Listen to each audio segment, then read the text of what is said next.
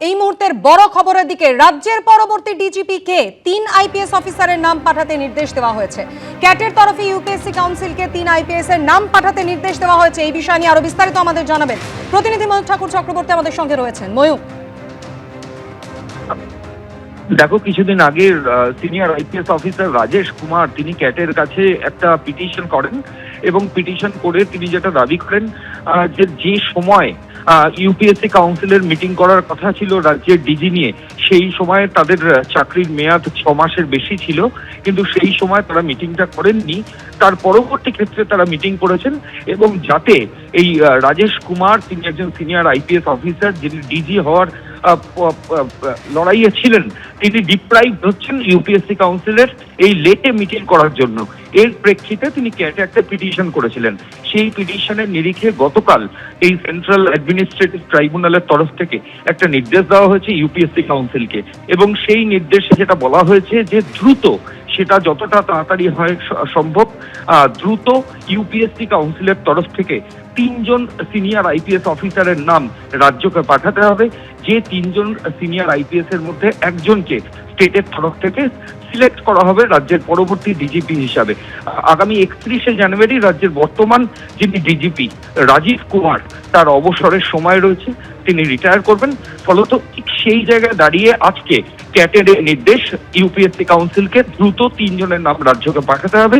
যে 3 জনের মধ্যে রাজ্য ঠিক করবে কে ডিজিপি হবে, এটা যথেষ্ট সিগনিফিক্যান্ট বলেই মনে করা হচ্ছে। ধন্যবাদ ময়ূক। এসআইআর শুনানির আগে মাইক্রো অবজারভারদের সঙ্গে বৈঠক সিইওর।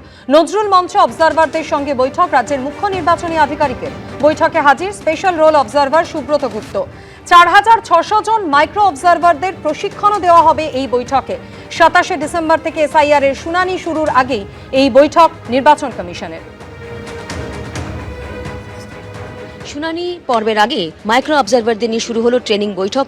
নজরুল মঞ্চে এই বৈঠক শুরু হয়েছে, আমরা দেখতে পাচ্ছি এখানে প্রায় 2 ধাপে এই বৈঠক হবে। এবং সেক্ষেত্রে বলে রাখি, যেখানে 4600 জন মাইক্রো অবজারভার থাকবে শুনানি পর্বে, তাদের বিশেষ গুরুত্ব রয়েছে। এই মুহূর্তে আমরা দেখতে পাচ্ছি যে মুখ্য নির্বাচনী আধিকারিক মনোজ কুমার আগরওয়াল রয়েছেন, স্পেশাল অবজারভার সুব্রত গুপ্ত রয়েছেন এবং তার সঙ্গে সঙ্গে অন্যান্য আধিকারিকরাও রয়েছে। শুনানি পর্বের আগে মাইক্রো অবজারভারদের নিয়ে ট্রেনিং বৈঠক।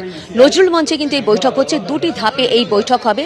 4600 মাইক্রো অবজারভার থাকবেন এবং দেখা যাচ্ছে যে 2টি ধাপেই রয়েছে মুখ্য নির্বাচনী আধিকারিক, যেমন মনোজ কুমার আগরওয়াল রয়েছেন, সুব্রত গুপ্ত রয়েছেন, স্পেশাল রোল অবজারভার রয়েছে। এর আগে 22শে ডিসেম্বর নেতাজি ইনডোর স্টেডিয়ামে বিএলএদের নিয়ে বৈঠক করেন মমতা বন্দ্যোপাধ্যায়। আর সেই বৈঠক থেকে মাইক্রো অবজারভার নিয়োগ সংক্রান্ত বিষয় কি বলেন তিনি, শোনাবেন। সেন্ট্রাল গভর্নমেন্টের এজেন্সিরও অনেক বিএলও লাগিয়েছে, এই প্রথম মাথায় রাখবেন। আমার কাছে স্টেট সেন্ট্রালে কোনো পার্থক্য নেই। আমি সবাইকে বলছি, যার যার দায়িত্ব পালন করুন, আমাদের যতটা সহযোগিতা আছে আমরা করব। কিন্তু গায়ের জোরে যে কাজটা করতে 2 বছর লাগে, সেইটা মাত্র 2 মাসে করতে হবে, যাতে গভর্নমেন্ট আগে থেকে 6 মাস কোনো ডেভেলপমেন্টের কাজ করতে না পারে। বিজেপি, তুমি আমাদের সাথে কোনো কিছু খেলে পারবে না।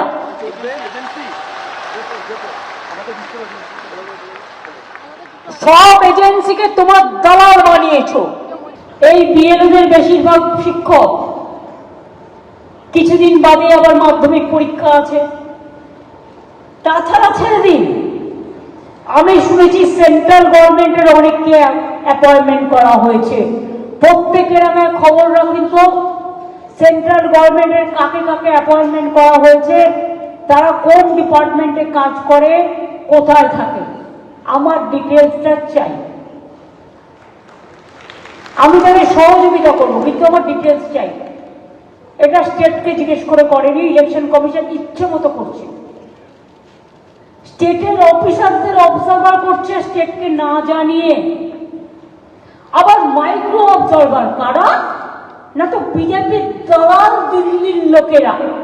সেগুলো না বোঝে বাংলা, না বোঝে মথুয়া, না বোঝে রাজবংশী, না বোঝে কামতাপুরি, না বোঝে লেপচা, না বোঝে নেপালি।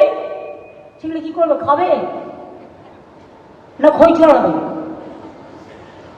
কোনটা করবে জিজ্ঞেস করুন। তারা নাকি হিয়ারিং করবে। হিয়ারিং না হলে ইয়ারিং দিয়ে দিন একটা করে। এদিকে এসআইআর নিয়ে আগামী শুক্রবার অর্থাৎ 26শে ডিসেম্বর বিকেলে ভার্চুয়াল বৈঠকের ডাক দিয়েছেন অভিষেক বন্দ্যোপাধ্যায়। এর আগেও এসআইআর নিয়ে দলের নেতাদের সঙ্গে ভার্চুয়াল বৈঠক করেন তিনি। আগামী শুক্রবারের বৈঠকে যোগ দেবেন দলের 5000-এরও বেশি নেতা। রাজ্য জুড়ে দলের সাংসদ, বিধায়ক, পুর ও পঞ্চায়েতের প্রতিনিধিরা থাকবেন এই বৈঠকে। এর আগে কলকাতা লাগোয়া জেলাগুলির বিএলএদের সঙ্গে বৈঠক করেছিলেন মমতা বন্দ্যোপাধ্যায়। আর আগামী শুক্রবার অর্থাৎ 26শে ডিসেম্বর ভার্চুয়াল বৈঠক করবেন অভিষেক বন্দ্যোপাধ্যায়। এসআইআর আবহে এবার তথ্য যাচাই করতে গিয়ে ভোটারদের বিক্ষোভের মুখে বিএলওরা। পাঁশকুড়ার চৈতন্যপুর 2 নম্বর গ্রাম পঞ্চায়েতের বিজয়রাম চক স্কুলে বিক্ষোভের ছবি। ভোটার কার্ডে আছে এবং পুরনো ওল্ড এপিক নাম্বারটা এখানে কেন আমাকে আছে দেখো ঠিক আছে নি করুন আমি কি আছে মুশকিল জায়গা না আমার অফিসে তার নাম শেখ সাইদুল ইসলাম 25 কিন্তু 2002 এর লিস্ট যখন মেলাতে যাচ্ছি সেখানে শেখ সাইদুল, এটা আমরা মেলাইনি, সিস্টেম মিলিয়েছে। সেখানে নির্বাচন কমিশন থেকে বলা হচ্ছে যে শেখ সাইদুল এবং শেখ সাইদুল ইসলাম কি একই ব্যক্তি, একবার যাচাই করে নিতে যাচ্ছি। এনার দাবিটা হচ্ছে কি আমাদের এই তারিখের মধ্যে এই ডকুমেন্টগুলো সাবমিট করতে হবে, না জানিয়ে আপনি হঠাৎ করে ফোন করছেন মঙ্গলবার আমি 12টার সময় এই কাজটা করবো, আপনারা আপনাদের উপযুক্ত প্রমাণপত্র নিয়ে এসে হাজির হবেন। তো আমরা কিভাবে এটা করব? আমি আমার বাবার নাম মিসম্যাচ, নাম ভুল ছিল বলে আমি সাপোর্টিং ডকুমেন্ট দিয়ে এটা কি ফর্ম ফিল আপ করে এটা কি করালাম, করাতে আমার নতুন ভোটার কার্ডে আছে এবং পুরনো ওল্ড এপিক নাম্বারটা এখানে কেন আমাকে আছে দেখো ঠিক আছে নি করুন। পাঁশকুড়ার চৈতন্যপুর 2 নম্বর গ্রাম পঞ্চায়েতের বিজয়রাম চক স্কুলের ছবি আপনাদের সামনে রাখলাম, যেখানে এসআইআর এর তথ্য যাচাই করতে গিয়ে ভোটারদের বিক্ষোভের মুখে পড়তে হলো বিএলওদের। ভোটারদের একাধিক অভিযোগ, তারা বলছেন ফর্ম ফিল আপের সময় সমস্ত নথি জমা দেওয়া হয়েছে, তাও কেন নথি যাচাইয়ের জন্য ফের ডেকে হয়রানি করা হচ্ছে, এই প্রশ্ন তুলে বিক্ষোভ দেখান স্থানীয় ভোটাররা। ভোটারদের নির্ভুল নাম রাখতেই এই কাজ চলছে জানানো হয়েছে বিএলওদের তরফে। খসড়া ভোটার তালিকায় একাধিক গড়মিলের অভিযোগ বারবার সামনে এসেছে, তা নিয়ে রাজনৈতিক তরজা যেমন চলেছে। মুখ্য নির্বাচনী আধিকারিক তিনি বলেছেন যে এই ক্ষেত্রে বিএলওদের বিরুদ্ধে কড়া ব্যবস্থা নেওয়া হবে। আর এরই মধ্যে বিএলওদের বিক্ষোভের মুখে পড়তে হলো পাঁশকুড়ার চৈতন্যপুর 2 নম্বর গ্রাম পঞ্চায়েতে।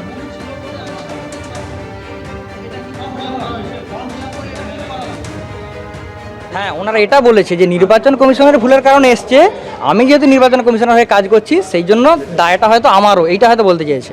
এটা ভুলটা হয়ে আছে 2002 এর লিস্ট যেটা ছিল সেটা বাংলায় টাইপ করা, বর্তমানে ওটা কি হয়েছে ইংলিশে টাইপ করে কাজ করছে। কোনো ক কে কোথাও কে লিখেছে, এখন ওটা সি দিয়ে কাজ করছে। এবার এগুলো সম্ভবত চেক হচ্ছে এআই দিয়ে, হয়তো এআই দিয়ে চেক হওয়ার ফলে নামগুলো কাশীনাথ, কে দিয়ে কাশীনাথ ছিল এখন সি দিয়ে কাশীনাথ হয়ে গেছে, সেম ব্যক্তি। সেটাও একবার হয়তো বিএলওকে বলছি যে তুমি ডকুমেন্টস দেখে একটা ভেরিফাই করে নাও যে সেম ব্যক্তি কিনা। পাঁশকুড়ার চৈতন্যপুরের ঘটনা আপনাদের শুনিয়েছিলাম, স্থানীয় বিএলও তিনি বলছেন টেকনিক্যাল এরার, নির্ভুল নাম যাতে ভোটারদের তালিকায় ওঠে সেই কারণেই কাজ চলছে, এমনটাই জানানো হয়েছে বিএলওদের তরফে। কিন্তু স্থানীয় ভোটাররা তারা অভিযোগ করছেন যে ফর্ম ফিল আপের সময় তারা নিজেদের সমস্ত নথি জমা দিয়েছেন, তাও কেন তাদের বারবার নথি যাচাইয়ের জন্য ডেকে হয়রানি করা হচ্ছে, এই প্রশ্ন তুলে বিক্ষোভ দেখাচ্ছেন স্থানীয় ভোটাররা। পাঁশকুড়ার চৈতন্যপুর 2 নম্বর গ্রাম পঞ্চায়েতের বিজয়রাম চকের ঘটনা।